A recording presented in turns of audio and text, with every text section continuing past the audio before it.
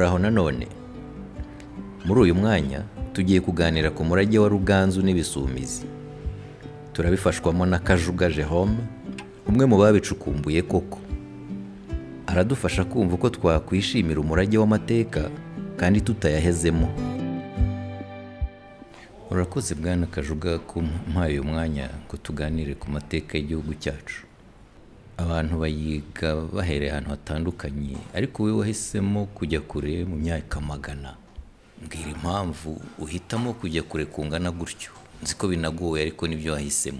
Twihaye intego yo kubungabunga umurage n'amateka by'u Rwanda, ariko by'umwihariko umurage w'umwami Ruganzu wa kabiri Ndoli. Kubera ko rero ingabo ze zitwaga Ibisumizi, twatiye natwe iryo zina ry'ingabo ze kugira ngo dukomeze uyu murage, tuvuge ibigwi bye n'ibigwi by'Ibisumizi. Icyo mu gihe cye gikomeye dushingiraho ni ibisigo by'umugabekazi Nyirarumaga. Burya ku ngoma ye niho hatangiye ibisigo by'impakanizi. Mbere habagaho udusigo dutoya bitaga ibinyeto, tuvuga ku kintu gitoya. We rero aza gukora ku buryo amateka y'ingoma ye n'izizayikurikira bizandikwa mu bisigo. Ni ikintu gikomeye cyane kandi udashobora gupfa guhakana kuko ni ibintu byahererekanywe n'intebe y'abasizi uko zagiye zisimburana kugeza uyu munsi n'ubu ikiruri baracyavuga ibisigo by'igihe cya Nyirarumaga. Icyo rero ni ikimenyetso ndakuka kw'abo bantu banditse amateka. Uzumva bavuga amajanja y'imbwa za Ruganzu, igisoro cya Ruganzu nk'icyo dufite mu bisi bya Huye. Uzumva bavuga ngo aho icumu, aho yashinze icumu. Uzumva se bavuga isoko ye, aho yarashe umwambi hakavuka isoko. Ibyo byose wenda aho umwambi biratandukanye n'amajanja cyangwa n'igisoro, kuko igisoro ushobora no kukibaza mu ibuye, cyangwa se uyu munsi bakibaza mu giti, bakibaza mu ibuye, bashobora kukibaza mu cyuma gikomeye kurusha ibuye. Ni tekinoloji, ni uburyo we yakoresheje kugira ngo abike ubwo bumenyi bwe.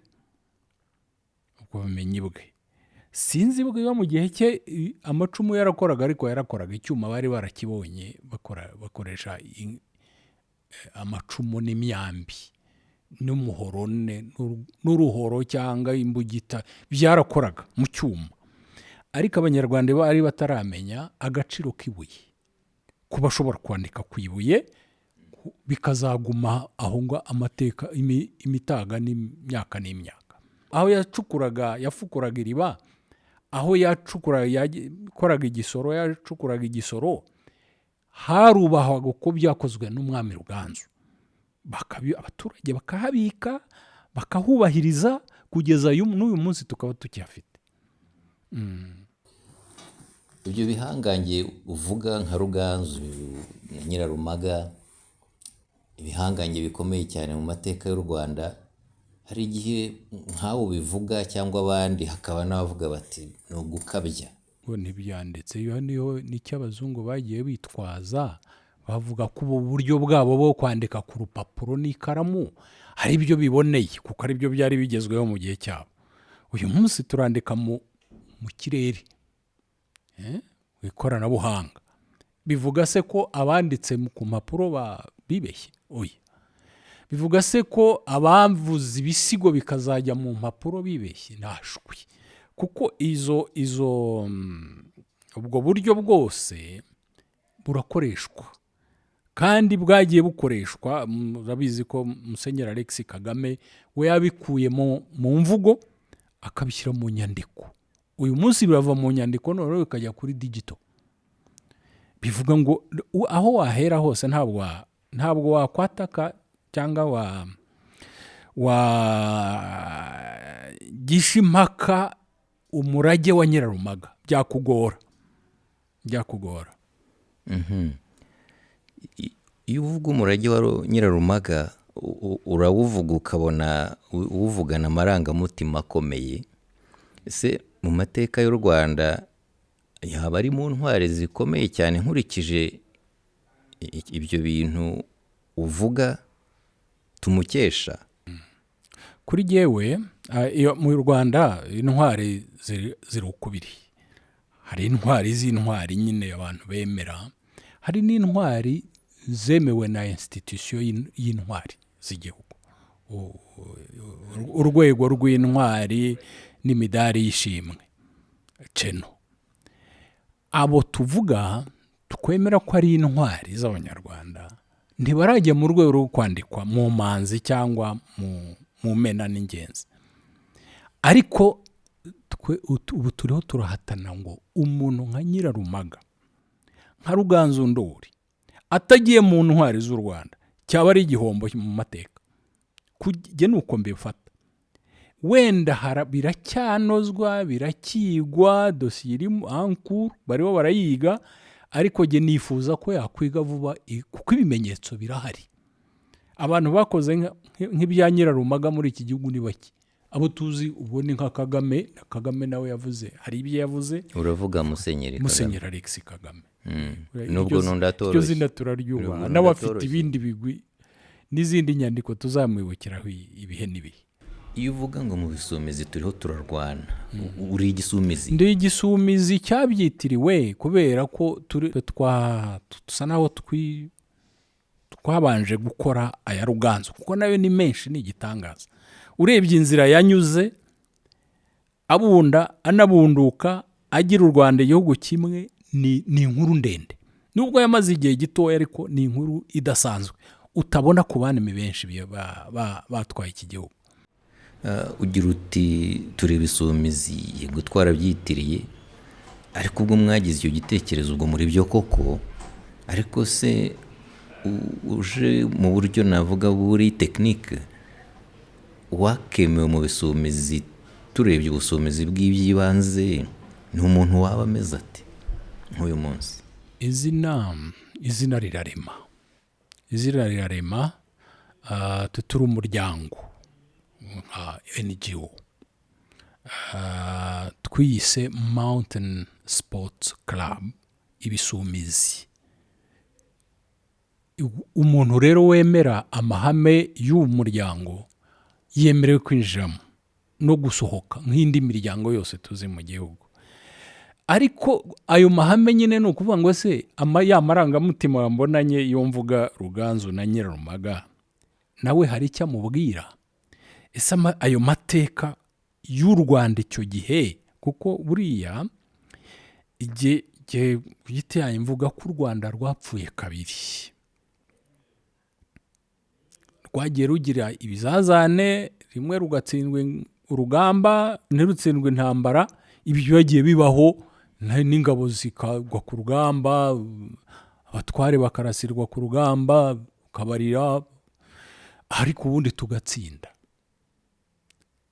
Gusa mu gihe cya se wa Ruganzu Ndori, cya Ndahiro, we yaratsinzwe ruhenu n'ingoma Ngabe Rwoga iranyagwa. Bivuga ngo u Rwanda ntirwari rukiriho, kandi ibyo byamaze igihe, bavuga ko ari imyaka 10. Washobora gusigarana umurage w'ingoma ya se Ndahiro, nawe yarahungiye Karagwe kwa Nyirasenge. Nabwo abamurwanyaga bakajya bamugabaho ibitero bakamusanga. Bivuga ngo n'ubundi n'iyo myaka yamazeyo yari mu rundi rugamba rwo kurwana ku buzima, kugeza igihe azagira imbaraga rero noneho nawe akareme ingabo ze, akaza ari umwamuganje. Icyo gihe ni igihe gikomeye cyane u Rwanda rwapfuye. Ababonetse bose bakaza bakarucamo imirwi, bakarwigabanya. Abanyamahanga, abanyabungo n'abagara barukinamo. Binyibutsa ubundi bwa kabiri mu gihe cya Jenoside yakorewe Abatutsi muri 1994. Uburyo u Rwanda rwarapfuye nabyo, rurongera rutangira bushya ruzuwe n'inkotanyi n'intambwe zirusha n'intore zirusha intambwe. Abo bantu bombi nkunze kubahuza, ibisumizi n'inkotanyi burya ni abantu baramiye u Rwanda mu mateka yarwo inshuro ebyiri. Ibisumizi bya Ruganzu n'inkotanyi za Paul Kagame. Ibyo bihe byombi genda bigereranya, kandi iyo urebye nuko n'inkotanyi nazo byabaye ngombwa mu gihe abantu bameneshwa baragenda bahanze imyaka 30 basaba kugaruka biranga, noneho baza ku ruhembe rw'umuheto mu rugamba rutari rworoshye. Naho igihe bagatsindiye basanga u Rwanda barugize umusaka, bararuzimije, bisha abantu miliyoni irazima, ibintu biradoyera. Buriya rwarapfuye. Hari igihe abazungu barudekaraye bavuze ko ari igihugu kitakiriho, ariko ureba uyu munsi uko ruhagaze ni ukuzuka bwa kabiri. Igihe cya Ruganzu rero burya nawe rwarazutse. Ibyo bihe byombi nge mbona ko ari byo bikomeye aya mateka yacu yaciyemo. Tumaze imyaka 32 u Rwanda rurimo ruzuka cyangwa ruzutse, kandi n'ubireba n'abisesengura baravuga bati ruteye intambwe ikubye kenshi iyo rwari rumaze mu gihe twavuga ko ari ikiterambere. Nyuma ya Ruganzu aho azuriye u Rwanda, ni iki action yabaye ikazana ubudasa mu gihugu? Muri uko kuzuka kwacyo hakaba ibintu bitari bisanzweho, ni yaba ari iyihe? Ikintu mbona ku ngoma ya Ruganzu gikomeye kwari ukongera kugira igihugu kimwe, kuko cyari cyaracitsemo ibice birenga n'ibice, hagera naho gitwarwa n'abitwaga abahinza. Nk'Ubugara bwari igihugu, Ubungwe bwari igihugu, ariko se nka Mpandahande yari yigize umuhinza gusa. Nka Biti Bibisi yaragiye afata ahantu avuga ati nanjye ndakomeye, mfite inka, mfite abagaragu, mfite n'ingabo, nta nuzaza. Nta ngoma yagiraga izwi, ariko yari umuhinza. Ni ukuvuga ngo yari yarigometse kuwaza wese aje gutwara igihugu. Abo bantu rero bari buzuye igihugu, kugenda akuramo umwe ku wundi, umwe ku wundi, umwe ku wundi, bamwe bakemera bakayoboka, abandi bagashinga ijosi akabarasa akabakuraho, kugera ubwo Abanyarwanda noneho bemera ko umwami uganje yageze mu gihugu yitwa Ruganzu. Ni ikintu gikomeye, kuko nubwo yatanze nyuma y'izo ngamba zose, ariko ibye ntibyasubiye inyuma. Iyo yari yamaze kugeraho barabibungabunze. Ikindi nuko yateguraga n'ingabo. Umuhungu we Mutara Semugeshi bavuga ko ashobora no kuba yarabaye intwari no gukomeza ibyo Ruganzu yamaze gushimangira, ndetse no kongeraho ingamba zimwe. Hari n'amateka avuga ko ari waba warafashe Ubungwe nyirizina kubuherana, kubwambura, kwica Nyagakecuru mu bisi bya Huye. Uwo ni umwe bavuga, ariko n'ahandi imirwa ye yakomeje kuyibungabunga.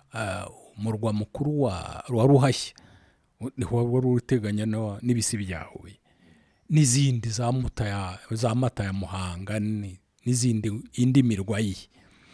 Icyo rero ni ikintu gikomeye. Ariko ikindi twavuga ni icyo cyo kubungabunga amateka, kuvuga ngo ibyo dushyizeho ntibizazime kugeza igihe u Rwanda ruzabaho. Akandika ibitabo mu buryo bwe, mu mvugo kandi isobanutse, yego mu bisigo bidashobora guhinduka. Icya mbere ni uko yagize igihugu kimwe, ndetse agategura nuko nyuma ye abazamukurikira bazakomeza kubungabunga ibyo yamaze gushyiraho. Ikindi ni ukwandika ayo mateka, akavuga ngo aho twahereye twanditse le point zero, intangiriro, byibura abandi bazaza nyuma yacu noneho bazamenya aho twavuye. Ariko batirengagije amateka yabanjirije urwo rugamba, ibitero by'abanyabungo,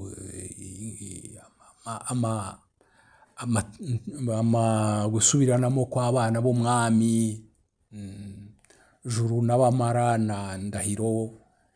Ibyo byose byaje muri bya bisigo, kuko bahereye kera mbere ku gihe cya Ruganzu Bwimba baza bakurikiranya, bashyiraho rero noneho buri mwami noneho akajya avuga amateka y'ingoma ye mu bisigo, bikagenda biherereka. Icyo cyari ikintu gikomeye. Ariko none ubwo dukesha Nyirarumaga na Ruganzu, ubwo ni ingoma imwe, ni regime. Iyo ngamba niho yari ari cyane Umugabekazi. Yego, ni nk'uko ubu ngubu za gahunda za leta tumaze imyaka 30 zigenda zikurikirana. Hari izivuka muri 2015, 2020, n'ubu hari indi genamigambi tugenda tugeraho, hari iterambere rishya tugeraho. Ibyo byose ni regime, ntabwo bitirirwa premier ministre umwe, ni regime ya Perezida Paul Kagame. N'ahandi nuko nta bya Ruganzu, nta bya Nyirarumaga, yari ingoma y'icyo gihe. Ikindi cyari gikomeye mu gihe cyabo ni umuganura. Umuganura bari bamaze imyaka 10 bataganura, udahimbazwa. Kandi umuganura wasaga naho burya ari cyo kimenyetso cy'ubumwe bw'Abanyarwanda ku gihe cy'umwami cy'abami.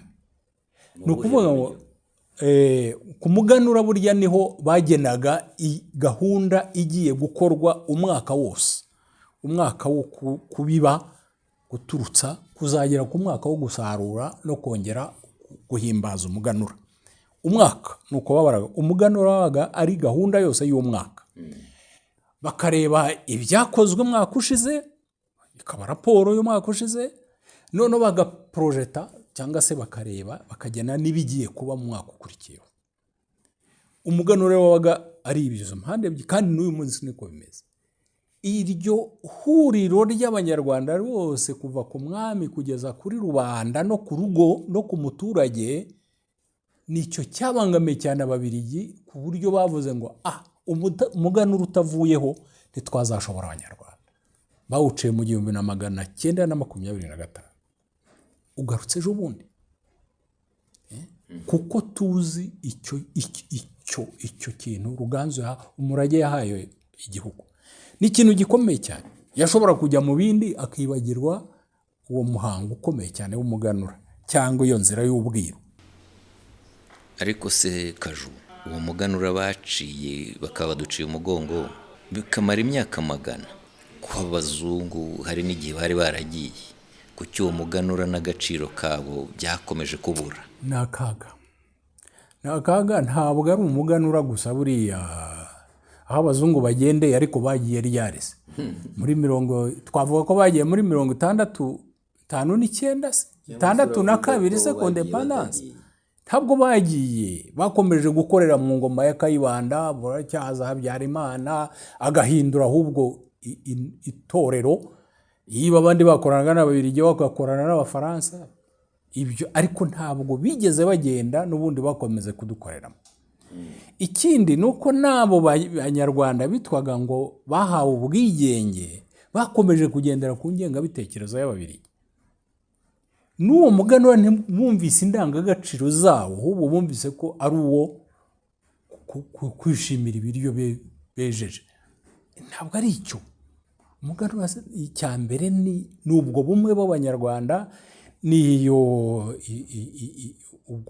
iyo mitegurire ya gahunda izagena umwaka wose, ni gusubiza amaso inyuma akareba ngo umwaka ushize wagenze. Icyo ni cyo gikomeye cyane. Kuki niba ari accent, niba ariko navuga yashyizwe ku gusangira ibintu, kurya ku muganura muri iyo myaka ya vuba, kandi uvuga uti habagamo n'igenamigambi, niki cyatumye ibindi byigizwayo hakajyaho icyo? Ese kandi ibyo byigijweyo byo byabagaho gute? Habagaho umunsi wo kuvuga ngo turebere hamwe uko umwaka wagenze, tugene uko utaha uzagenda, ese ubundi ni bande babaga bicaye hamwe se bahagarariye abandi byari bimeze gute? buriya twagize ibyago twayobowe n'abantu bavuze ko bahawe ubwigenge batarawuharaniye. Repubulika byumvaga ko ari ugusimbura ingoma ya cyami n'umwami n'abatware n'abagaragu n'ibyabo byose, bakibagirwa ko mu muco umurage utagira ari uw'abanyarwanda atari uw'umwami cyangwa ingoma runaka. Urumva rero bo baravuze ngo ubwo umuganura ubayeho reka kuganura babyitiranya no gusarura no kurya iyo wejeje. Bibi birori gusa ariko bitagira indangagaciro, bitagira igufwa. Icyo ni akaga gakomeye. Nkeka rero ko ari uko habaye iyo kupira, ihererekanwa ry'ubumenyi ku murage n'amateka y'u Rwanda. Ngo ntumbwire ibyo ku ngoma y'abami, ubu twatangiye repubulika. Ibyo atarazi ntiyabimenye. Uko wafataga icyemezo witwa umutegetsi bikaba ibyo, abantu bakabigenderaho uko niyo politiki yari iriho. Kuko nubwo wafata gahunda yo kwica abantu barayobokaga, iyo ni icyemezo cy'umutegetsi, turagikurikiza. Nicyo cyago twagize, hakabura abakomakoma bati nyabuna. Ese ubundi hakaba harabaga iki? Bagafata nk'umunsi wo kureba uko umwaka wagenze n'umunsi ukurikiraho wo kugena umwaka utaha. Ese wabigereranya n'iki kiriho none niba ari uko byari bimeze? N'uyu munsi umuganura waragarutse, ariko hari n'izindi gahunda zitandukanye leta yashyizeho zidufasha noneho gukora igenamigambi. Urugero, ntuzize ko twagize vision 2020, icyerekezo cy'imyaka 20. Uyu munsi tugeze kuri 63. Izo ni izindi gahunda rimwe na rimwe usanga tunasangiye n'isi. Hariho gahunda ya guverinoma y'imyaka 7 ijyana na manda ya perezida wa repubulika. Ibyo ni ubundi buryo bwo guteganya gukora igenamigambi, ariko ntibikuraho igenamigambi rya buri mwaka, naryo riba action plan mu bigo. Iyo rero umuganura uza muri iyo mu murage, ariko ntukuraho ubumenyi busanzwe bwa planning. Gusa iyo bihuranye n'umurage abaturage bakawibonamo biba byiza kurushaho. Iyo ari igenamigambi rifite imizi mu murage mu muco biba byiza kurushaho. Ariko uyu munsi muri ibi bihe turimo, iyo twizihije umuganura, umwanya w'ibirori ungana iki wo gutekereza nk'uko ungana iki? Reka nk'umwaka ushize nagize amahirwe yo kuba mu muganura wabereye i Musanze. Ndibaza ko ari wo wa nyuma twahimbaje. Niwo duheruka n'icyo? Uheruka wa 2025. Ngira ngo twari Musanze yiba ntibeshye. Abantu bari bateguye imurikabikorwa. Ibyo se wabyita ibirori? Abari mu buhinzi, abari mu bworozi, abari mu ikoranabuhanga, abari mu bukerarugendo, abari bose bakagaragaza twakoze ibi. Kandi noneho mu bihe bizaza tuzaba dufite twarateye intambwe iyi. Mu gihe rero bahimbaza haba harimo ibiganiro, haba harimo amatorero. Itorero ntabwo ibihangano by'amatorero ntabwo wabyita ko ari ibirori gusa. Ariko abantu bakaba basangira n'ikigori, kuko niyo vore nayo gusangira nayo ni igice gikomeye cy'umuganura. Na kera umwami iyo bamaraga kuvuga umutsima wa wundi bawusangiye n'umwamikazi n'abandi babaga bateguye n'abiru babaga biteguye, baherezaga rubanda bati mugende namwe musangire, muhe umugisha, mwishimire umugisha twabonye umwaka ushize, hanyuma mufate n'ingamba, mwakira amasuka mujye guhinga, mwongere mu bibe amasaka tuzakoresha umwaka utaha. Uyu munsi rero umuganura urenze noneho ubuhinzi n'ubworozi no kurya no kunywa, ugeze mu nganda, ugeze mu bucukuzi bw'amabuye y'agaciro, ugeze mu bukerarugendo, ibyo byose abantu baraza bakishimira izo ngamba ziri. Niho bitandukanye, ntabwo ari ibirori byo kurya no kunywa gusa no kubyina, kuko no kubyina bishobora kwiyereka, bishobora kuba uburyo bumwe bwo kwerekana ibyo wagezeho n'ibyo uteganya gukora. komeza ukurikire, wahisemo neza, wowe wahisemo ibyimbitse mu isi ikunze ibiguruka. ubwo ukurikiye rero ni uko wemera ko ibitekerezo byimbitse bikenewe kandi ko bigira icyo bihindura. Niba iki kiganiro kikunyuze, gisangiza umuntu umwe cyangwa babiri banyotewe n'ibi. Ubundi se hari uwakwihererana ibitekerezo bizima? Reka dukomeze.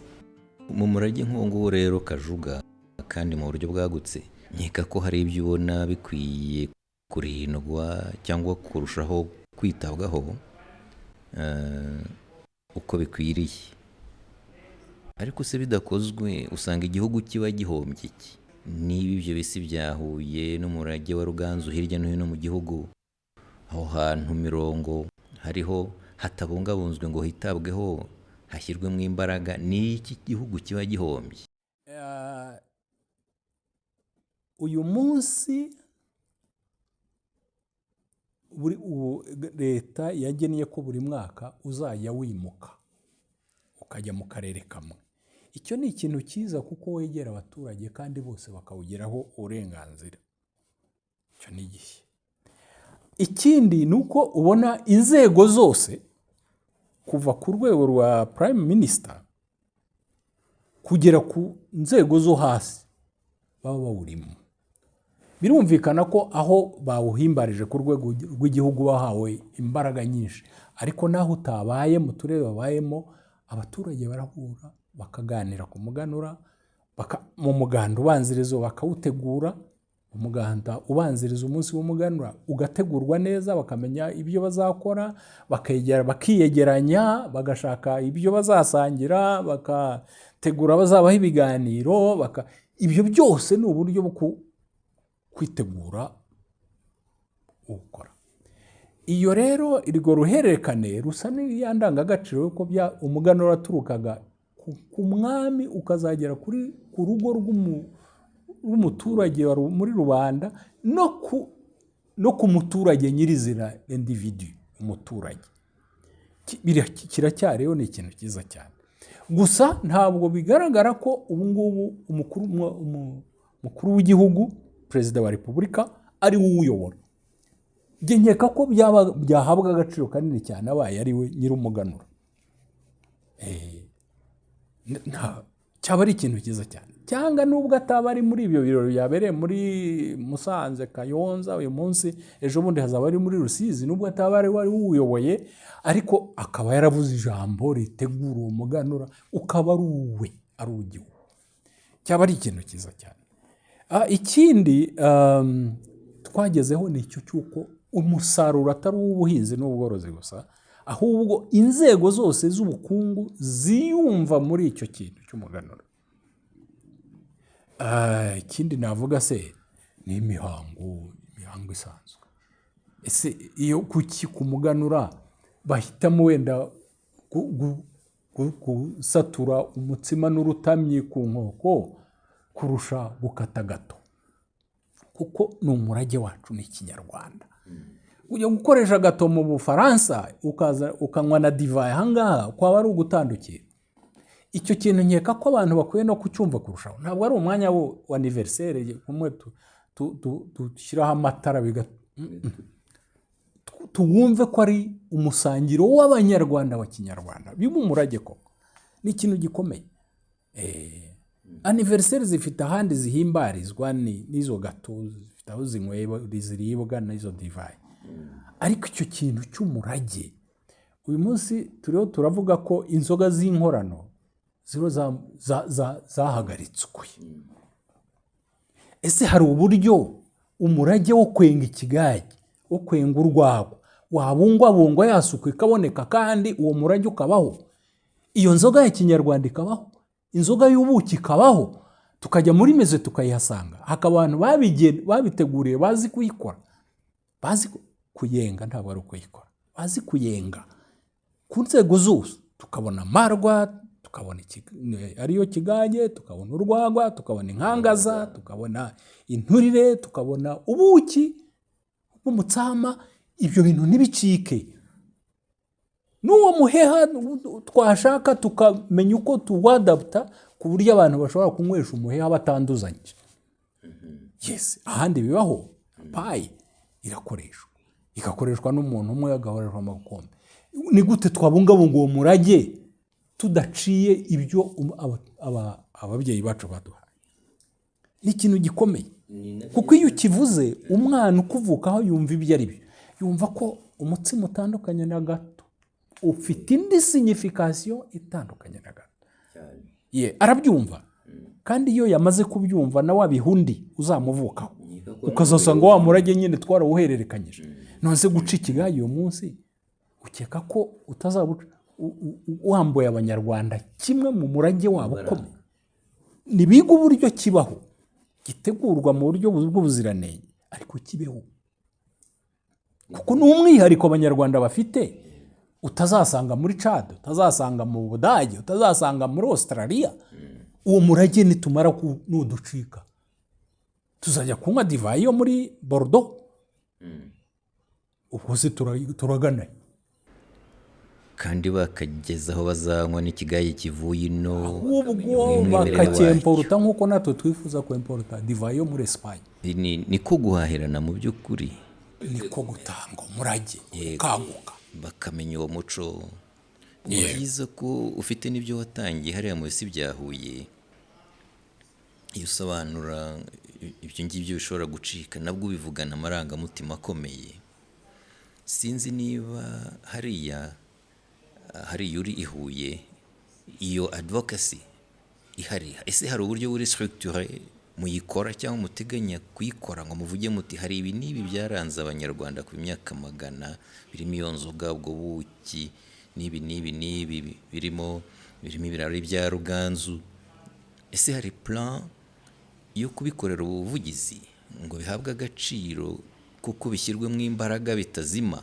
Ni nicyo dushinzwe, ariko ntabwo sinzaramira umurage wa jyenyine. Niyo mpamvu wabivuze neza, uvuze kuki wahereye kera, kuki wahereye ku muntu, ku mwami umwe, abandi bo ntacyo bakoze. Oya, hari n'abandi banyarwanda bazabakora. Nzi ko hari abariho bakora kuri Kirima Rujugiro na neza, kandi bazatanga umusaruro twese dukeneye.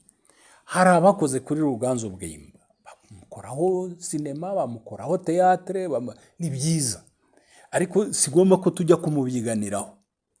Nta nubwo mbuza uwakora kuri Ruganzu akatwunganira amaboko, akatwunga amaboko. Byadufasha, hari n'abafatanyabikorwa benshi dufite dufatanya muri iyo gahunda, muri domene zose. Hari abo mu burezi, hari za kaminuza zigisha ubukerarugendo, hari nda kaminuza y'u Rwanda bigisha umurage, hari abanyeshuri bo mu mashuri yisumbuye dufatanya, hari museum, ingoro ndangamurage y'u Rwanda iri Huye, n'abantu dufatanya hafi cyane. Hari akarere ka Huye, hari n'abandi bose tugenda twunganirana mu gikorwa gitoya. Ni gito mu myaka, ariko kiragenda gitanga umusaruro buhoro buhoro. Byonyine gutekereza kuri ya musozi wa Huye ushobora kuba umurage, ishingiro ry'ubukerarugendo bushingiye ku muco, ni umusanzu ukomeye. Ariko ntibihagije kubivuga, ugomba no kuhashyira ibimenyetso bizatuma abantu bawusura noneho kurusha. Turakora rero ubushakashatsi ku rwego dushoboye, ariko igihe kizatuma wenda tugera no ku byo tutarakora.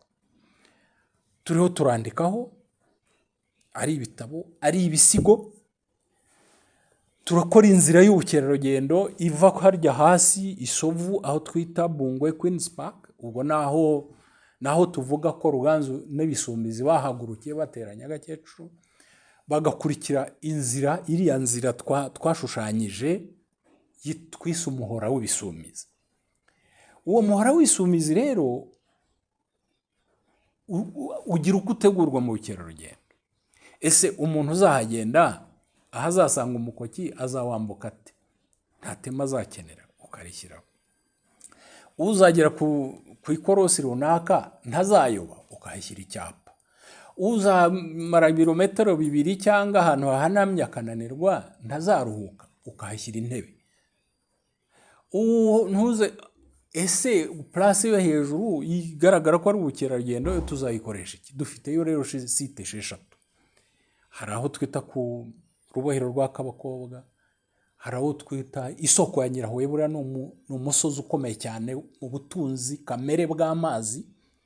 Huye ni iya mbere burya mu kugira amazi meza y'urubogobogo muri iki gihugu, ni iya mbere. Iya kabiri burya ni Musanze kubera ibirunga. Ibyo ni ibintu biri scientifique, ntabwo ari amarangamutima. Iyo soko ya Nyirahuye, hari aho twita ku Gisoro cya Ruganzu, twinjiye mu murage nyirizina. Hari aho twita ku iriba rya Nyagakecuru, ni akayaga gahari kamaze iyo myaka yose katajyaga kama, kari mu mpinga ya Huye ahantu udashobora guteka ko hari n'amazi. Tugira ikibazo cy'amazi ariko ko karayahorana. Yego.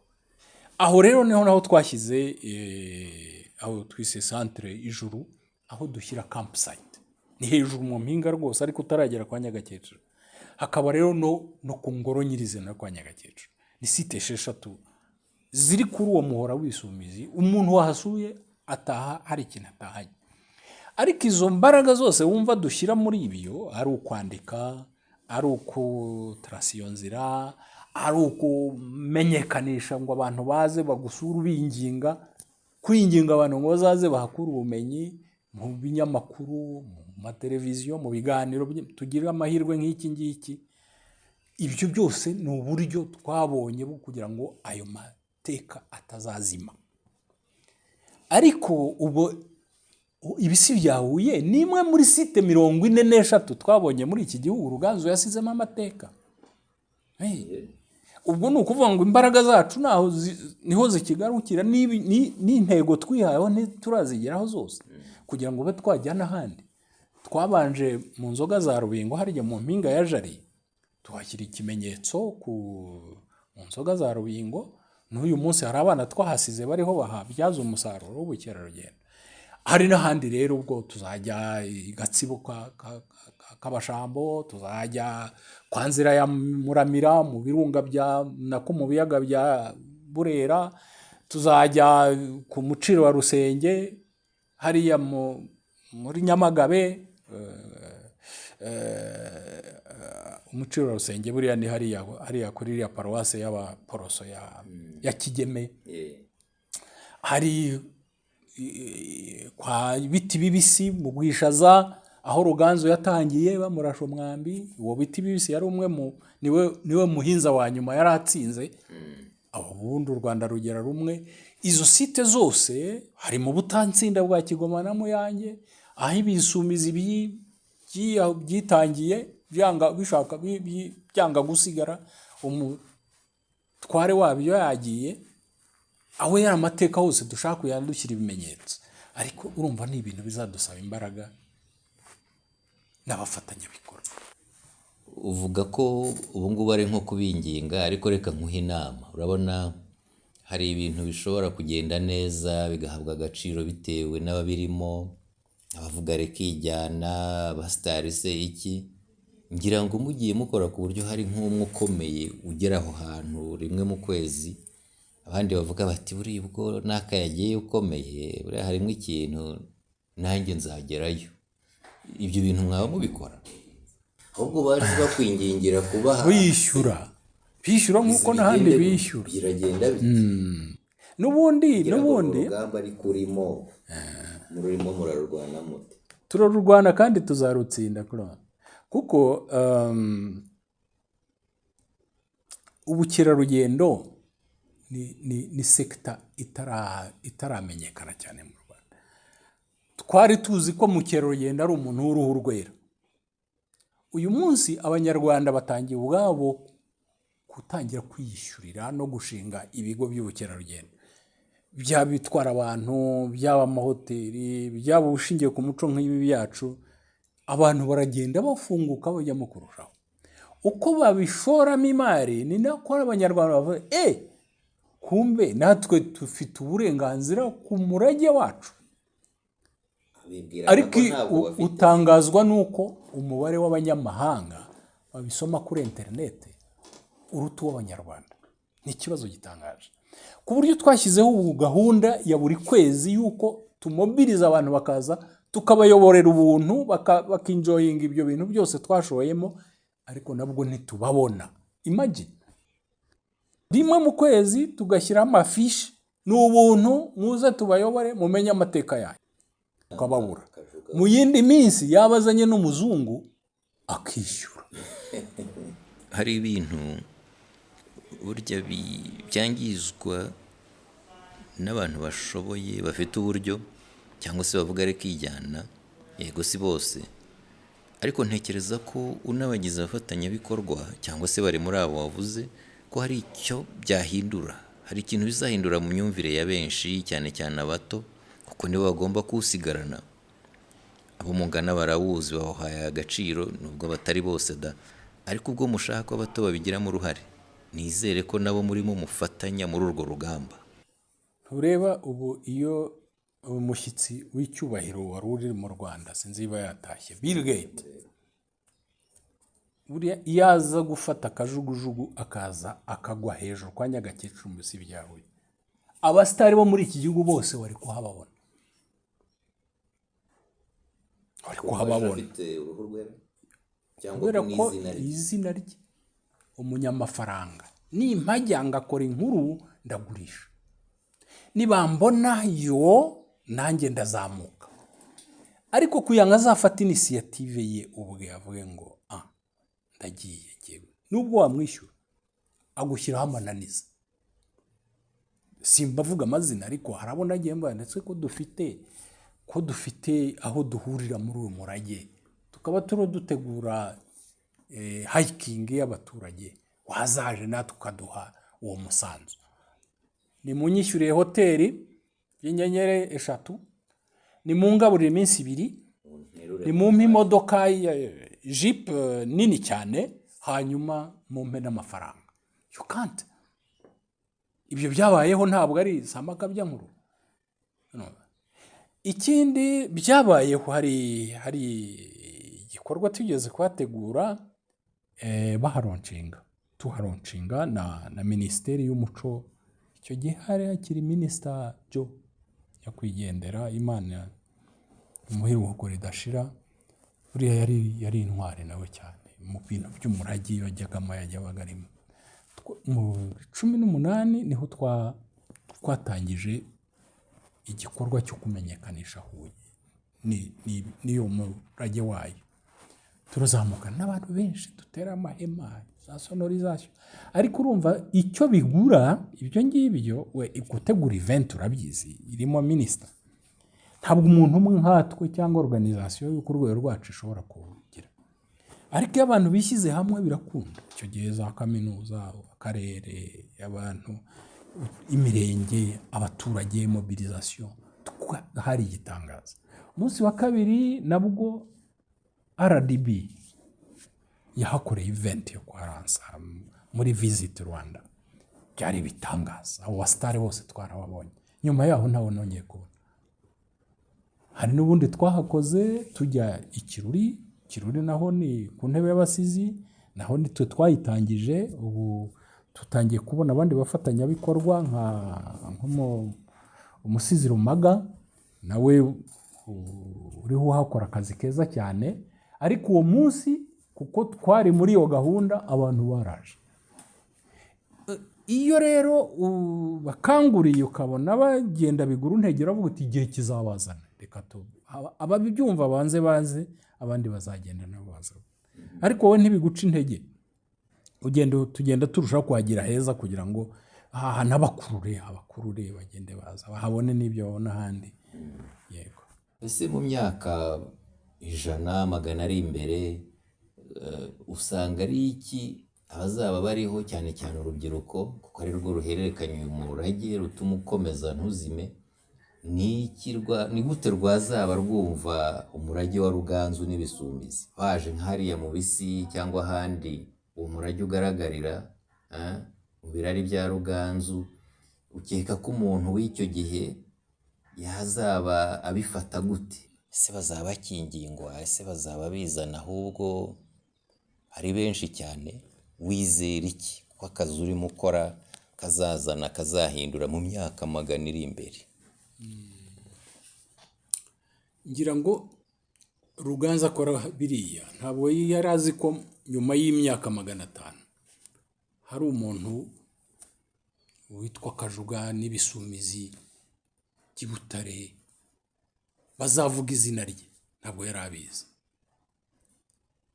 Even n'uyu Mubirigi aca umuganura ntabwo yari azi ko uyu munsi leta izongera igadekreta igashyiraho itegeko ry'umuganura. Nta nubwo uwakoze wamenesheje abantu yari azi ko uyu munsi bizaba bimeze gutyo. U Rwanda ruzongera rukemereja rukajya mu bihugu by'intangarugero. Ntabwo navuga ngo mu myaka 100 ibisi bizaba bimeze gutyo, ntabwo sindahagera, nturagera igenamigambi rigezaho. Ariko iyo ndebye imyaka 5 tumaze dukora naho twatangiriye naho tugeze ubu, mbona bishoboka ko azaba heza. Kandi n'ubu ngira ngo ni heza, n'ubu ni heza. Ni heza kuri uyu munsi muri 2026. Kuko mpera uko ubundi hari ibihuru gusa. Aho twakiriye abantu hari igisambu. Uyu munsi ushobora kubona aho wicara, ukabona intebe nziza, ugahabwa amazi yo kunywa, ukabona washaka ukanarara bakaguterera ihema aho hejuru ukaruhuka. Ibyo byose ni ibintu byakozwe mu gihe gito. Mu gihe kinini ntawamenye yiba politike nikomeza gushyigikira ubukerarugendo bushingiye ku muco, hatazaba hari hoteli y'imiterere yayo ya gakondo izaba iri mu bisi byawe. Ibyo ni byo abantu bariho batekereza ba none, ariko ikoranabuhanga naryo rigenda rizana ibindi. Ushobora kuzasanga dushobora no kujya tugira abashyitsi benshi mu ikoranabuhanga kurusha abaza fizikali, kubera ko tuzaba hari uburyo bw'amashusho n'amajwi meza ukoresheje ibigendajuru ku buryo ushobora kuhabona nk'uhibereye. Ibyo ni ibyo turiho tureba, ariko icyo mpamya ni uko uyu murage utakizimye. Iyo watangiye igitekerezo nk'iki ngiki cyo ntikigenda, hashobora kugenda imikorere metodoloji ukoresha ishobora kwivugurura, ariko igitekerezo cyo kigenda gikura. Ruganzu ntazazimya. Iyo uvuze Ruganzu ntusigaye umugabekazi we Nyirarumaga. Ni abantu twubaha cyane cyane mu Bisumizi byo n'ubu turiho turarwana rwose ngo bajye mu rutonde rw'intwari z'igihugu zanditse. Kajuga rero ndagushimye cyane, ayo mateka, uwo murage cyane cyane wa Ruganzu n'Ibisumizi n'ibyo urimo bikoraho ntabwo twabivuga ngo tubirangize none. Reka dusubikire ahangaha, tuzabishakira n'undi mwanya tugira izindi ngingo twinjiramo mu buryo buhagije. Urakoze cyane Bwana Kajuga.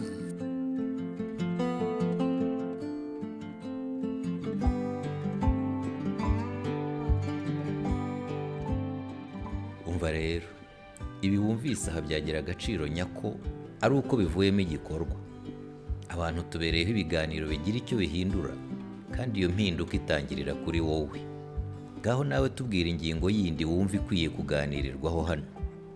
Ushobora kutwoherereza ubutumwa kuri info@jcmediagroup.co cyangwa kuri telefone 0780 40 21 572. Urakoze.